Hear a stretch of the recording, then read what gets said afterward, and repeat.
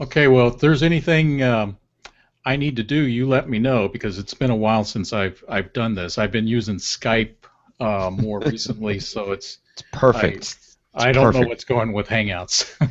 And in fact, YouTubers, we are live on YouTube. This is the Home Server Show. Now, remember, this is an audio podcast that we just so happen to broadcast on live video, and we archive it on YouTube. So you may be listening to it expecting a 2 or 3 minute video on the subject, and it's not. It's like a 30-minute conversation. So it's a podcast. It will be a conversation. Welcome out there, everybody in chat. If you hear us talk about chat, head over to homeservershow.com and click the live podcast link there. You can speak with us and interact with us. And of course, I've got new things going on, so I'm really confused about where I should look, what I should click. I've got screens everywhere. I'm going to have to redo this because I don't like. This is my first time back, John, since I've kind of redid everything. So. Hey, it's looking nice. I like the look behind you there. Oh, thanks. I just got a Core i7 processor for my desktop, so Whoa. I bought one on eBay. Best thing since sliced bread. But let's get going. Let's click over here and start the audio. Let me get my notes, which actually is just a blank page. I have no notes. That's fine. I'll do a little bit of news and then we'll cruise from there. Okay.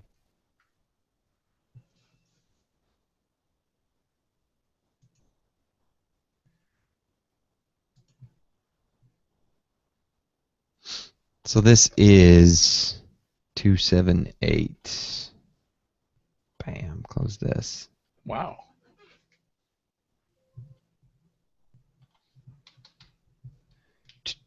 278. Okay. Oh, why did I do it there? Yikes. Bam, do it here. March 4th. Okay, here we go, John.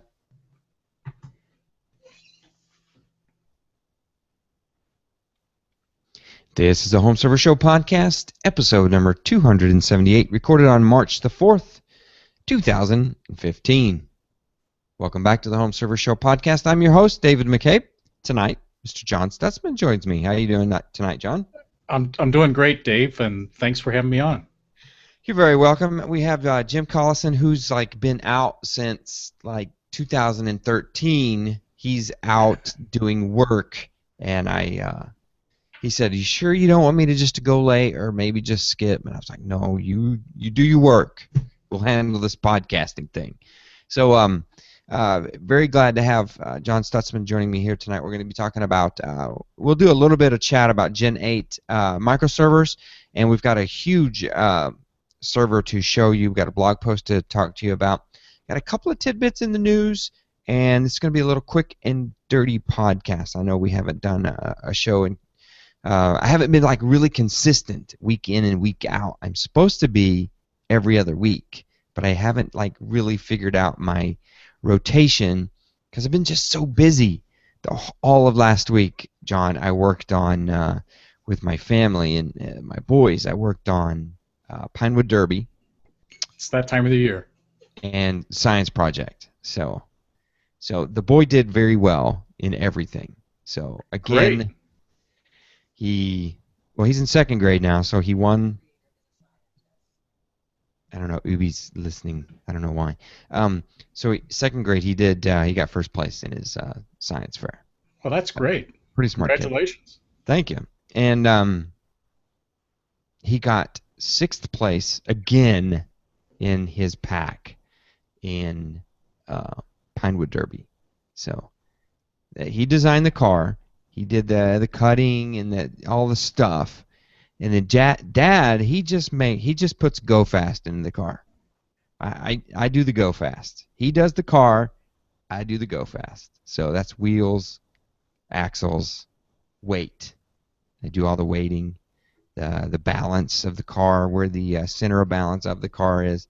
So sixth in his out of 53 cars, he got sixth Well, place. that's pretty good. That's pretty good, actually. Yeah, I was really proud of his car. I wanted it to go faster. I don't know what I got to do to make this car go faster, but I'm trying to make it look like a car and look like something that a kid would design, and not just take those models on the internet that here's what you win with. It's just a stick with wheels and weight. So that's not servers. So let's get on to servers. Let's get on to a little bit of news. I can't remember if I mentioned this last time, but please don't forget that we are a member of the Geeks Network, thegeeksnetwork.com. There's more podcasts and forums out there for you to partake in, including Mr. Jim Collison's podcast, and the Agnostic Tech Podcast, Surface Geeks, and please don't forget homeautomationforums.com. Great new forum that's really kind of taking off. I guess if there was a forum that needed your help, it would be smartwareforums.com. Everybody else is doing really good, but smartwareforums.com. If you're wearing some type of smartwatch or smart fitness thing, man, that forum needs your help. So don't forget the Geeks Network. So back into the news, John. I think I mentioned this a couple of weeks ago, but there's a new IOSafe in town. It's the 1515. Now, if you don't remember IOSafe, you can barely see it. It's off camera here, but I've got an IOSafe fireproof, waterproof hard drive. But their new one is a fireproof, water-resistant 5-bay Wow. expandable NAS. And IOSafe is powering their NAS devices with Synology. So really kind of cool, and just huge, ginormous beast of a device. If you need to put, absolute confidence into a NAS that it's going to survive some kind of disaster, IOSafe is where you want to turn. So it's pretty cool stuff. Yeah, and that's IOSafe is the one you did the video about, wasn't it? I've That done that quite a famous few. video, My actually. famous video, yes, my famous video, but I've done quite a few, actually.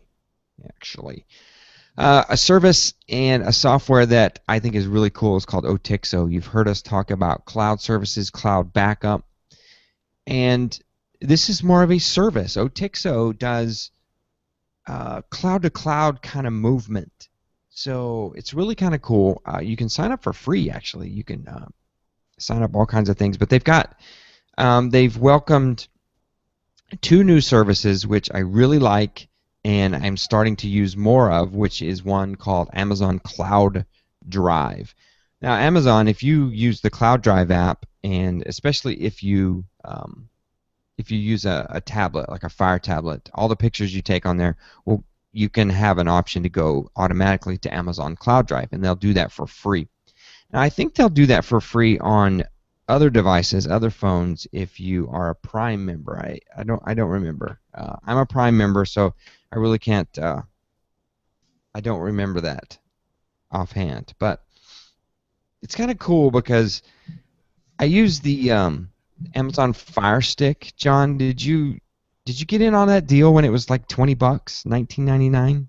I haven't done that yet, so Okay. usually I doubt some technologies like that when everybody else is moving the next step up. The That's Amazon Fire Stick is just like the Amazon Fire TV, except it's a little stick. It kind of took the Chromecast model. So it's a stick. It plugs into your HDMI, has a little power on the back, and it hooks up into Amazon Prime and Amazon Prime Video. So you can get all your video stuff if you subscribe to that. And you can get free streaming. And the cool thing is if you have Cloud Drive, your photos go up to Cloud Drive, and you can see all of that stuff, all the photos, all the videos right there in your Fire Stick. So the very thing that you watch TV with, all day long, has instant access to all of your photos and videos, which I thought was really cool. Now, if you don't want to do that, you just do what I'm doing, and you hook up Cloud Drive in your Otixo, and you can transfer stuff back and forth in the cloud. It doesn't have to come to your PC. You can say, okay, all that stuff I have in, let's just say, OneDrive. Bam, zap it over to Amazon Cloud Drive. Now, that also applies to Evernote. That's a new one that they've added. It's in beta, and they're kind of asking for you to kind of test it out for them in OTIC. So you can launch this thing in almost any app, even Windows Phone, Windows RT.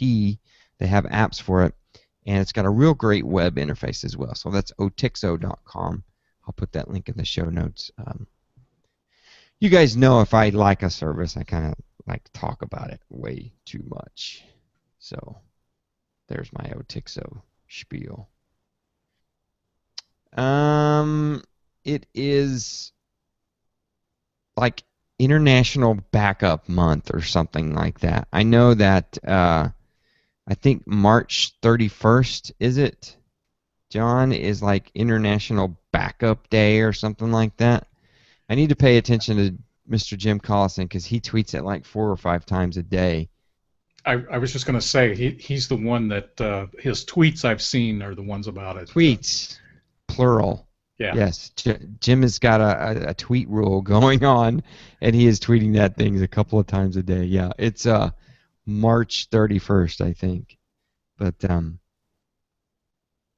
don't forget international. Just check your backups. I think you should verify. If you're not doing a backup, maybe you should check your backups. Verify. And I need to do that as well. I do that like once a quarter to make sure my stuff is backing up from all my sites and it's coming in. And I have my server connects every night, John, to the web server out there. I have a VPS server, and it connects to it and then pulls all the backups off of that server and puts it on my 2012 server here at home. So just in case, wherever that thing is located, actually it's level 3 in Dallas, Texas, if that thing blows up, I've got the backups at least. I could throw them on GoDaddy or something crazy. Yeah, you have a lot of stuff diverse like that needs to be backed up and managed. I did check my email from uh, uh, Crash Plan, and they said I was up to date, so I'm hoping they're right. Yeah, they send you that daily email. So, hey, you're up to date. We didn't back up anything today because you're cool. You're good. Yeah. No, I've got multiple websites, and that has databases, and there's multiple databases in the forums. So all that stuff has to get backed up to somewhere. And I've used them in the past, so I know they work. I really don't like to use them. That means bad things have happened. And but if I had to, we could reload. The biggest thing is just making sure that you have them, and then you have them in one piece. Okay, something I think I mentioned on Surface Geeks. If I'm repeating myself, it's because I did not move my links from the last show to the archive folder. So I apologize. Google Earth, John, have you used Google Earth before? A little bit. I haven't used it recently. Okay. Google Earth is a program from Google that it's like maps on steroids, right? So Right. you can download it, and you've got it on your PC, and you can do tons of stuff with it. More stuff than I could ever even explain to you about this. So much detail. Google Earth Pro used to cost $399, but now Google has decided that they're not making any money on this thing, and they're just saying, hey, we're going to give this away free. So I'm trying to find the link. I'm sitting here, I lost the link. I don't know what I did with the link. But I've got this story that says, hey, Google Earth Pro is now free, but you have to request a license. They're not just throwing it out there.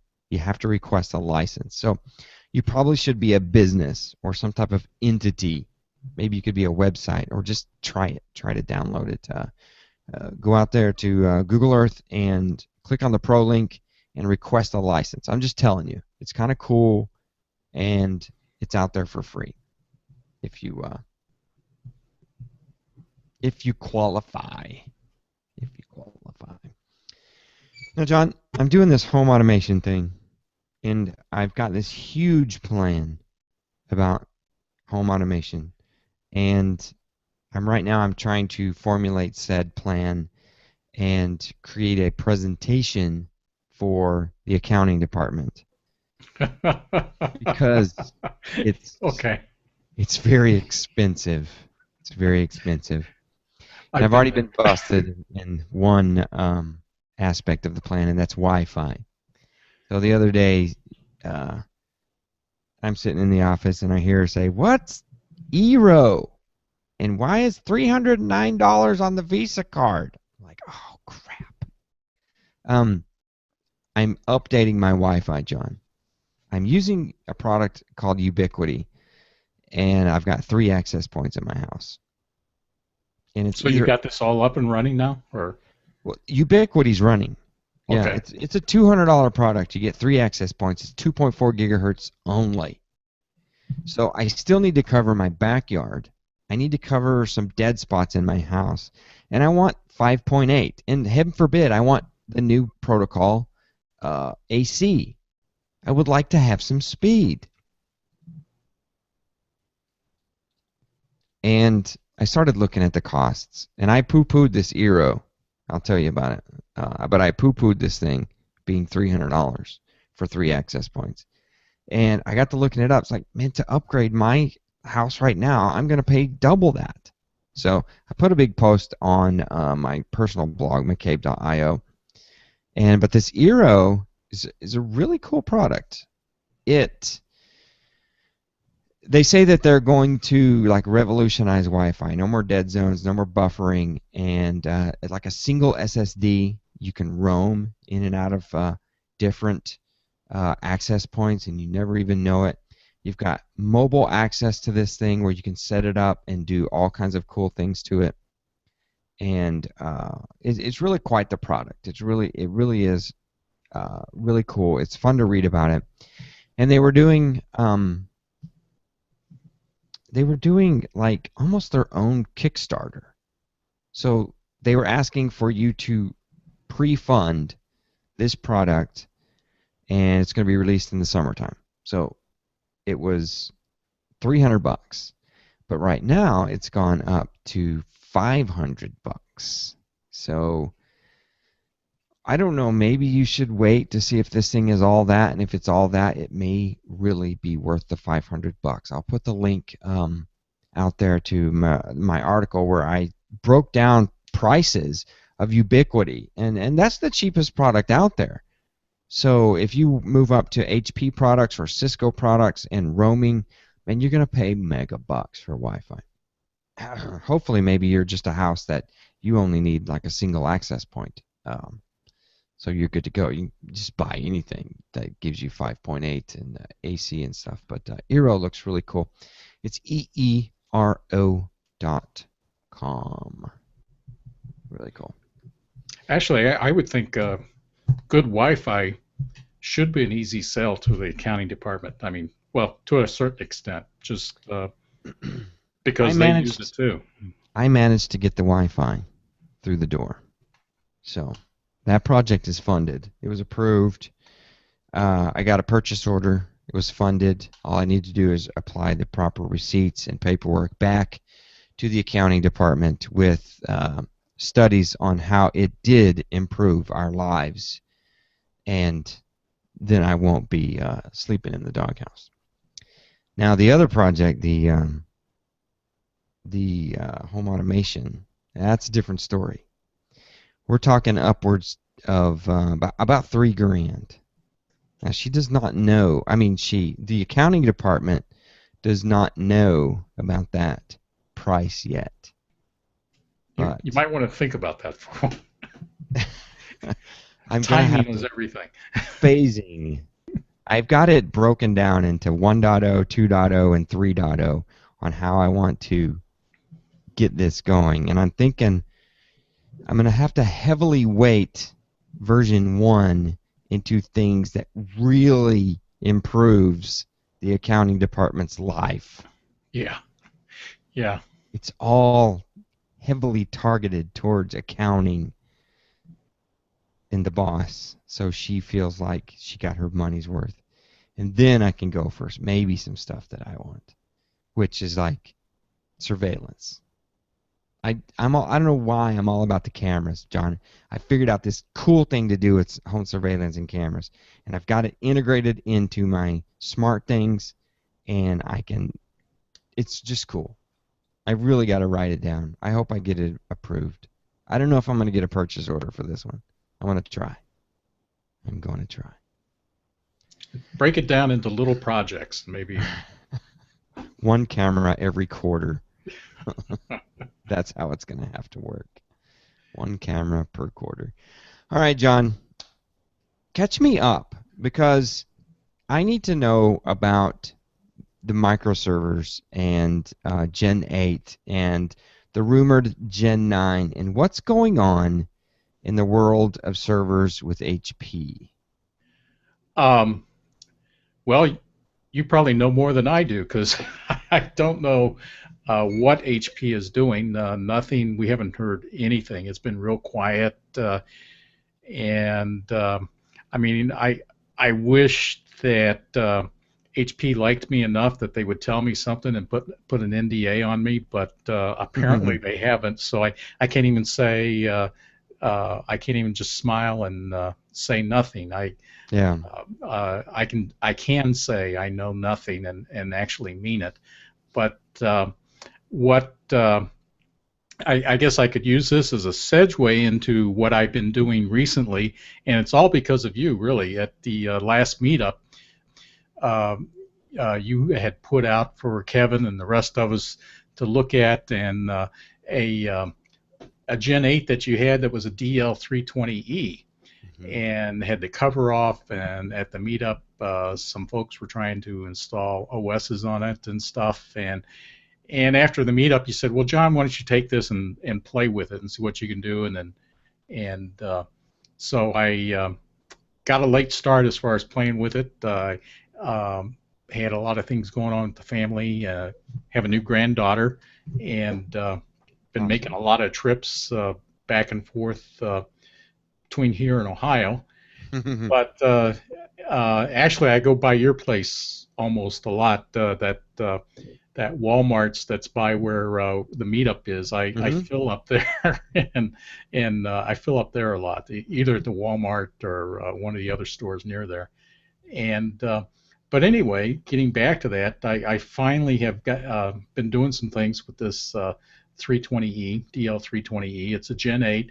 It's DL320E Gen 8 V2, and it had well you know the Xeon E3 1280 V3 in it, and that thing is a monster. I mean I had put in a Xeon E3 1265L V2 in my microserver, and this thing is kind of a beast.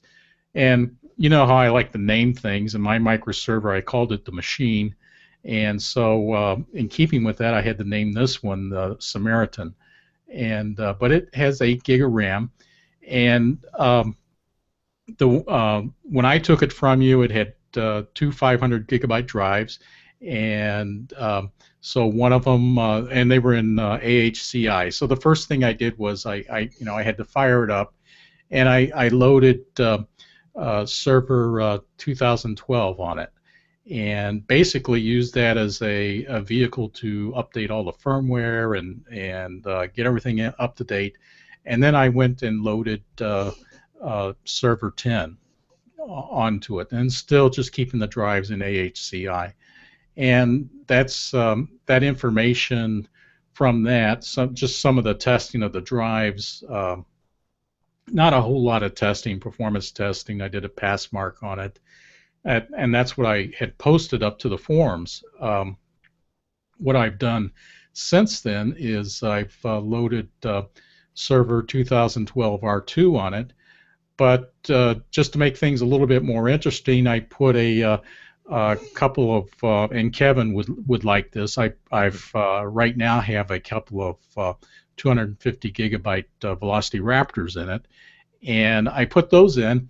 I said I want to see how easy this is to just do the HP default configuration. And so basically I went into intelligent provisioning. I was in ILO. I told it do this install, do everything.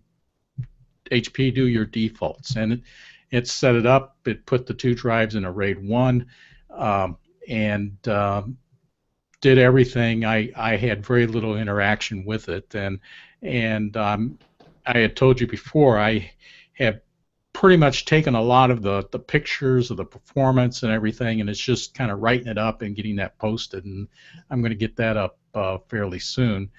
But the thing that I thought was really interesting, and I don't know if HP really thought about this. I know Kevin and I have talked about it, and you've talked about it, and Chris, is that with the microserver, with the Gen 8 microserver, with that ILO or the ILO 4, when we start working with that, and once as you get to know it, you know how the big boys work. And when I started working with the DL320E, which is definitely, it's a rack mount server, uh, and everybody that was at the meetup, I think, has to remember that thing sitting on a table.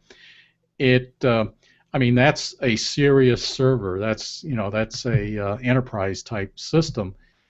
And going from the microserver that I had been working with, it was simple because the drivers types, I was working with it has the B120i as the embedded RAID controller on the system, and that's something that I did when I put server 2012 R2 on there. I enabled the B120i, and it was easy to do. In fact, a lot of the drivers are the same. If you know ILO 4 on the microserver, you know ILO with the big boys.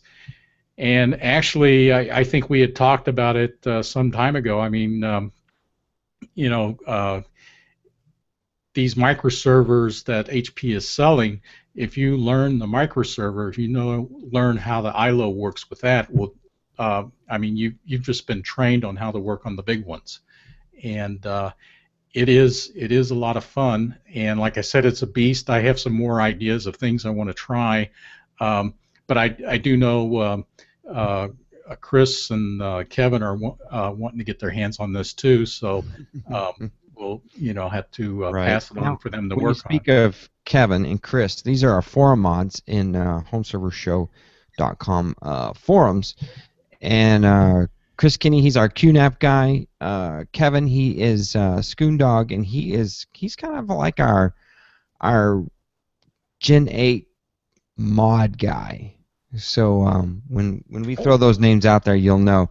And John Stutzman, he's like our microserver master. He's got all kinds of tidbits and links and everything. If you've been out there to the forums, and you own an HP microserver, you know the name John Stutzman, or Joe Miner. That's his handle out there in the forum. So, John, I just want to ask you real quick, and it's not HP, but how did you like Server 10 on that? I liked it. I liked it a lot.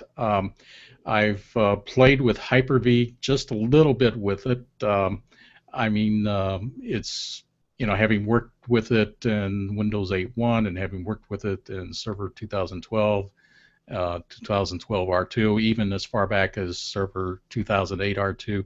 I mean, it's just, you can see the step progression from 2008 and on up, and 10 adds a little bit more.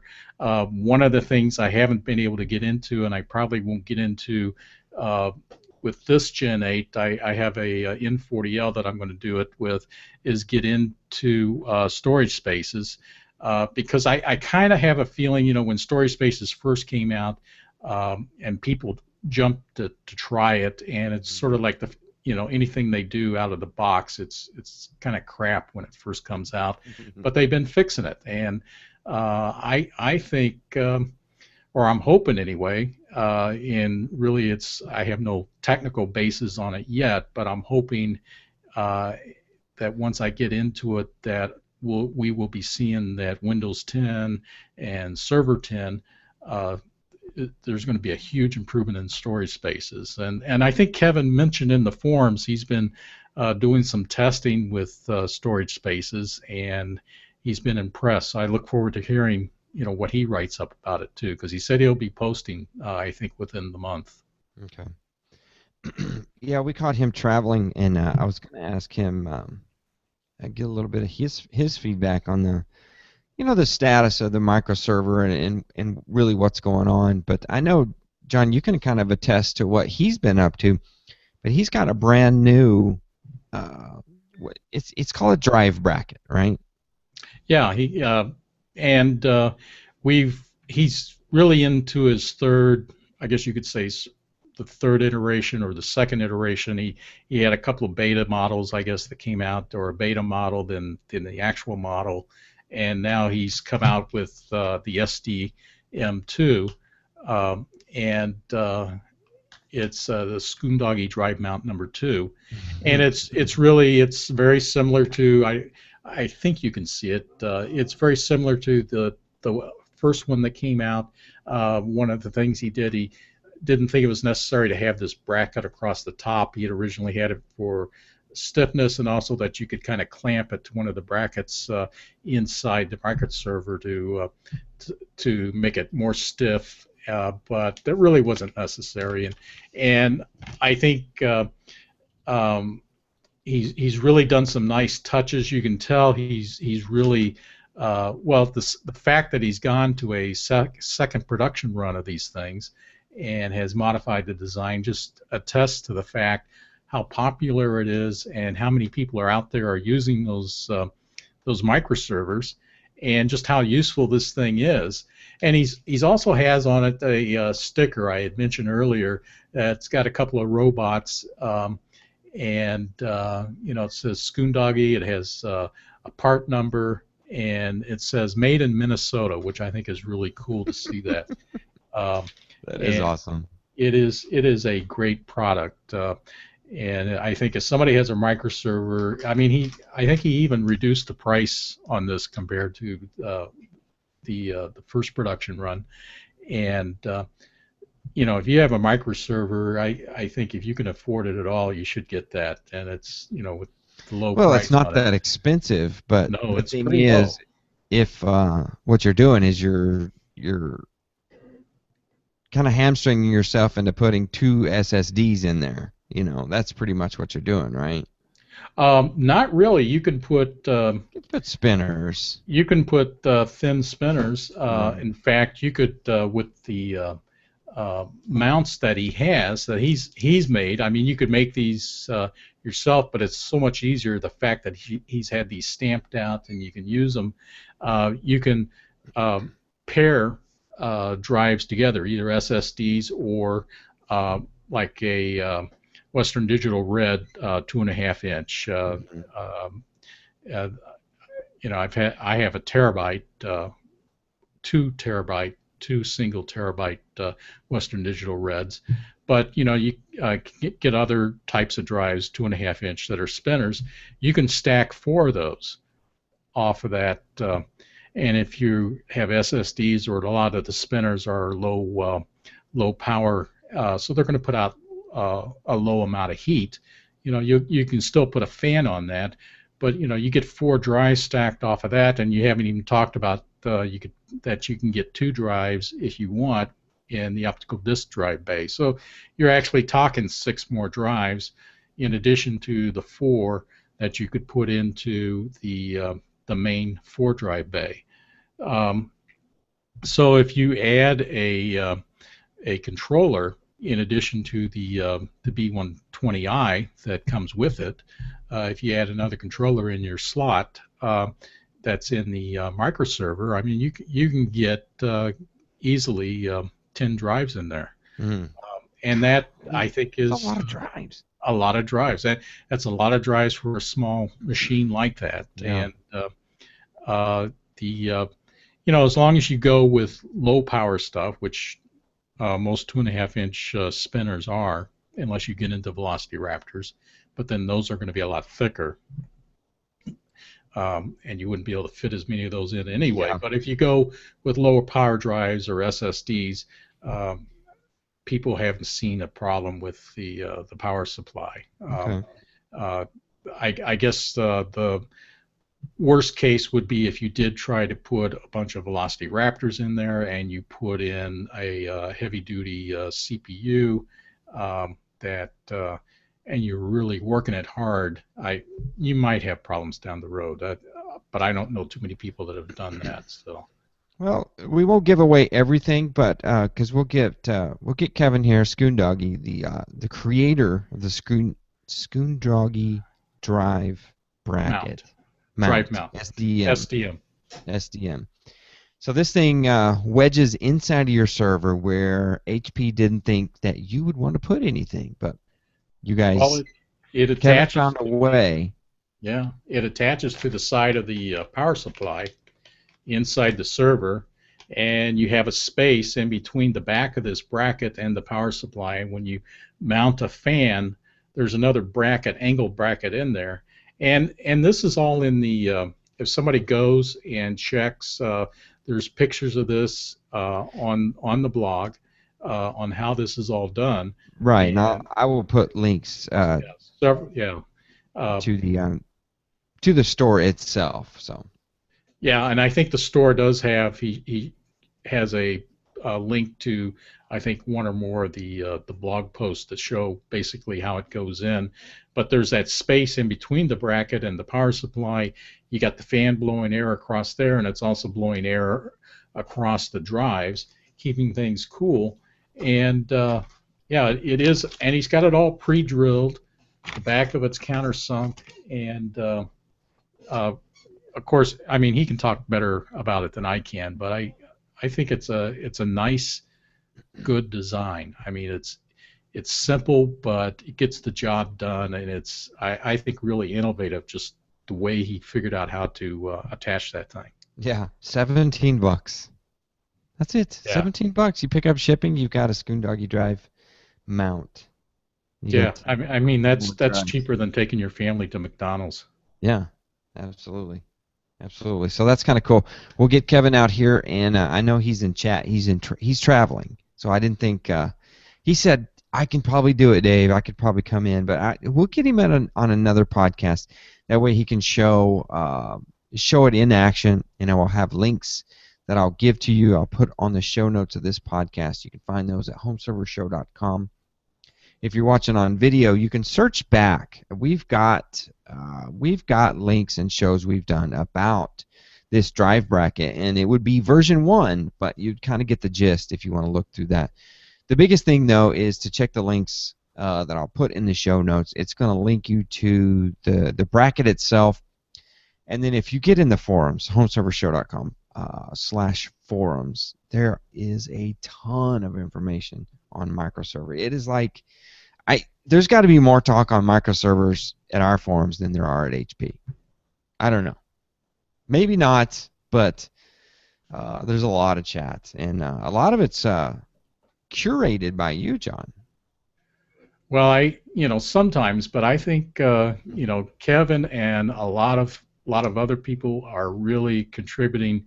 I mean, we got guys that are talking about these servers who are, they in their real job, they work with HP servers in a enterprise environment.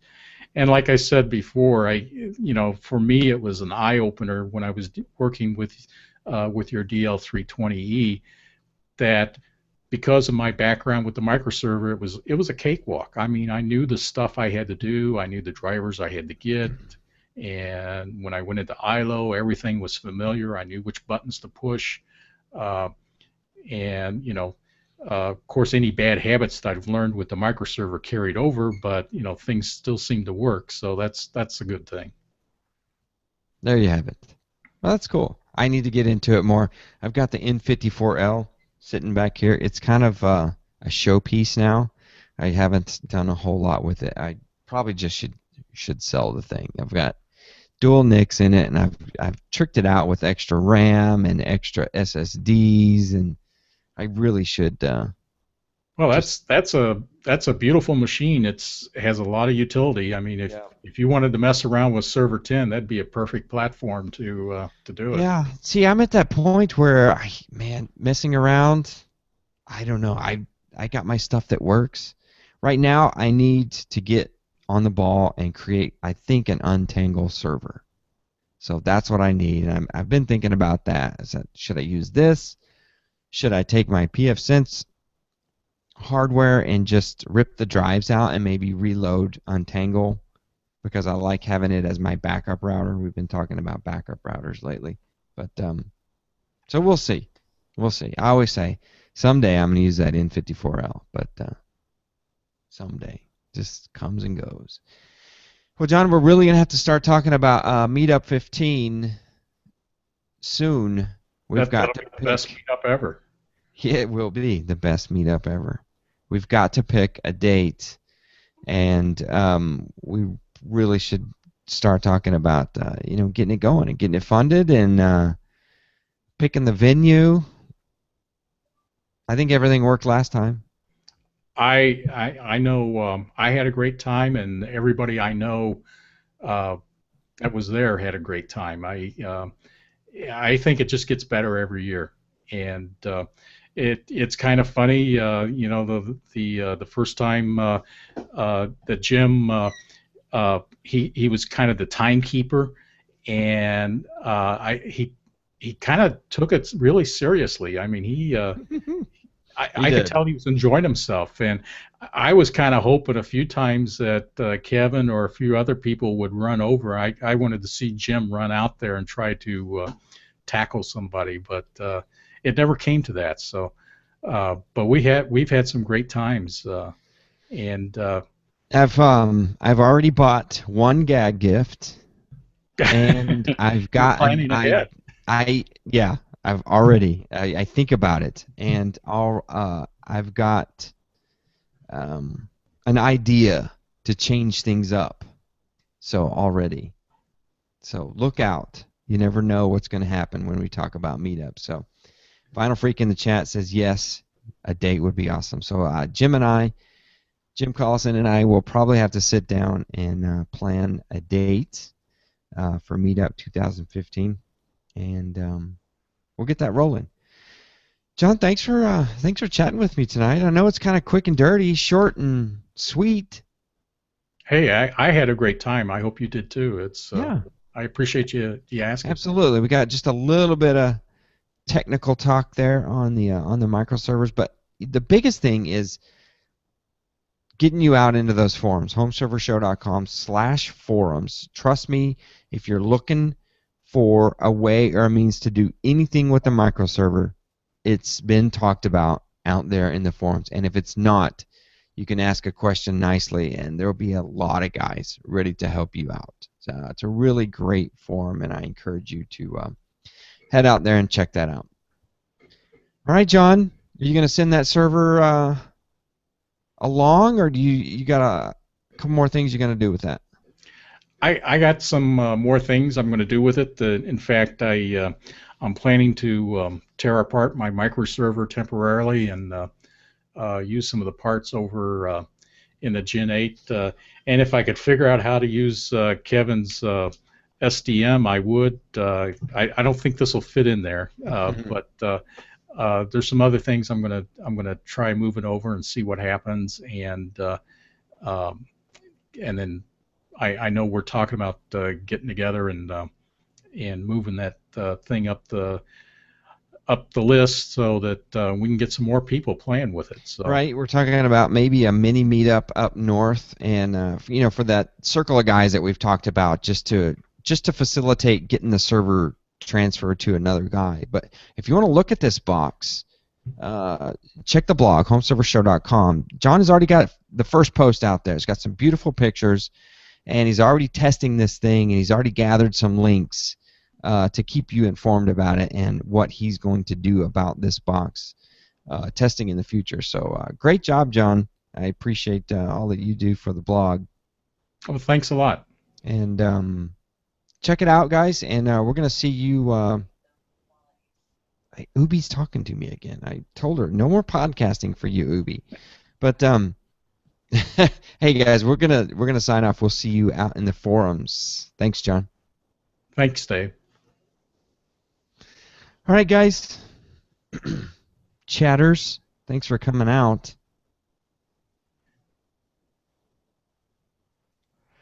Yeah, and it So was good really, seeing Doggy out there in the yeah. chat room. So he's at Phoenix. Oh, it'd be nice to be in Phoenix. Yeah, I bet it's warmer than here. I like the Sky Harbor Airport. It's a good airport. So although I've ran across it, that wasn't very fun. There's Yeah, a long, long people mover in between the gates, and I've ran that before. At the end of one gate, ran all the way to the end, ran the people mover, and ran all the way to the end of the other gate to catch my flight out to Seattle when I went out to Microsoft. So, oof. yeah. I used to go through Charlotte a lot, and when my son was in eastern Pennsylvania, and we would fly to Charlotte and then up up north to Bethlehem, and it was that place was huge, and it had people movers all over the place, Yeah, and it it's was nice. I like it. yeah, we always coming from St. Louis to Charlotte, we landed in one wing at the very end, and to take off from Charlotte to go to Bethlehem, we had to go to a complete to the farthest other wing at the very end of it. So it was always a long hike, but we did it. We did it. That was a nice airport. It is a good airport. It's always fun to fly in and out of Yeah, it's very the quiet at Sky Harbor. Christmas. Oh, I bet. I bet. All right, John, Yeah, I'm gonna let you go. Thanks for doing this with me. yeah. Well, thank you very Having much. fun with the box. You have a great time, Pinewood Derby and everything. Yeah, yeah. I want to do Surface Geeks now. So if you're Okay. out in chat right now, the video's gonna stop at Home Server Show. The chat keeps going. So there's gonna be another podcast, but if you want to get both, head over to surfacegeeks.com, click the live podcast link, or surfacegeeks.com/live.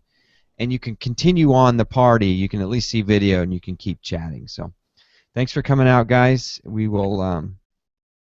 I'll see you in the forums. Good night.